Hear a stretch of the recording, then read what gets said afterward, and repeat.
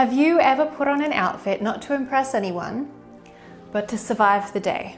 Not to express yourself, not to feel beautiful, but to feel safe, in control, maybe even invisible. That's what I call defense dressing, and it's a fashion theory I've been quietly developing for a while.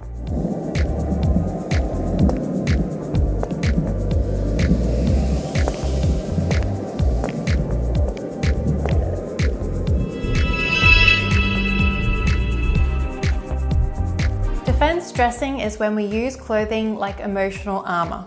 It's what we do when we feel anxious, overwhelmed, exposed, out of control, or just not up for the world today.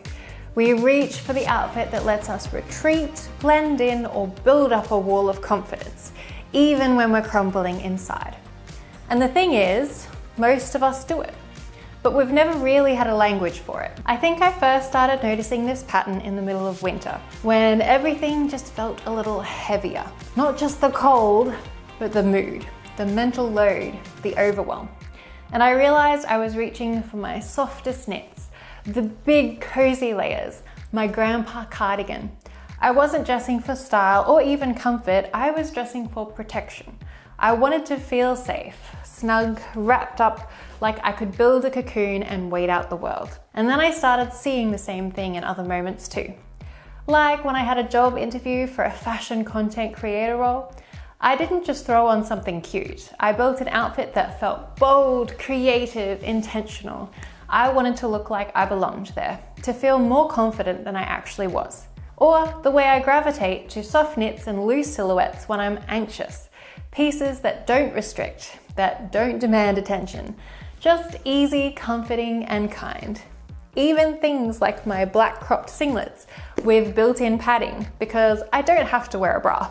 Or my black military boots. They're tough, grounded, and I honestly feel like I can stomp through anything in them. And I see this in my clients too. So many incredible women who don't feel worthy enough to show up fully. So they shrink, they blend, they dress to disappear. Not because they don't care, but because they're trying to protect something inside. And the more I paid attention to it, in myself, in my clients, in comments online, I realized it wasn't just me. This was a pattern worth naming. So I did. It doesn't always look the same. In fact, it takes on a few really distinct forms, depending on the person, the mood, and the kind of defense you're building. Let me walk you through a few of the types I've noticed. The Power Suitor. This one says, I will be in control whether I feel it or not. Think blazers, sharp tailoring, boots, bold lipstick, maybe even sunglasses indoors. It's about projecting confidence and using that projection to hold yourself together. But the real power move? It starts under your clothes. This is the Magic Push-Up Support Corset Posture Bra, my secret style armor. Its corset-inspired back actually supports your posture, so you're not just looking confident, you feel it. And even with all that structure, the Cloud Soft fabric feels like a second skin. So whether I'm layering it under a structured blazer or wearing something strapless, it just gives that extra bit of support and shape without me having to think about it. Look elegant, feel lifted, own the room. You can get yours with my code GRACE20 at the link below. Now, not every defense outfit is about power, which brings me to the next type. The Soft Fortress. Comfort as shield. Layers, soft textures, oversized knits, scarves, long sleeves, high collars, clothing that cocoons you. You're not hiding from the world completely, but you are keeping it at arm's length. The Disappearing Act. The goal? Don't draw attention. This person gravitates towards neutrals, low contrast, no prints, nothing statement.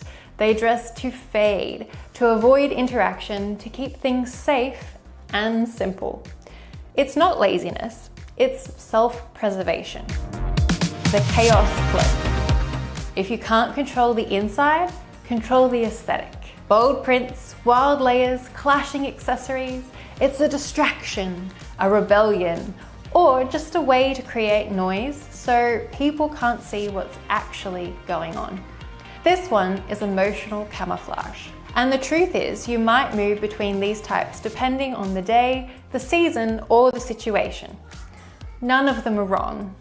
None of them are weak.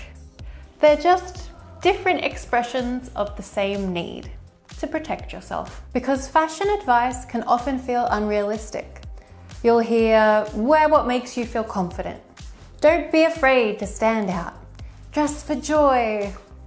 But what about the days you just don't have that in you? What if your outfit isn't about being seen, it's about getting through? Defense dressing gives you permission to do that without guilt or pressure. It reframes clothing not just as expression, but as care. So now I want to hear from you. Have you ever defense dressed? What does your emotional armor look like? Are you a disappearing act, a soft fortress, something totally different? Let's talk about it in the comments. I'd love to start a conversation about how we use fashion to not just express who we are, but protect who we are too.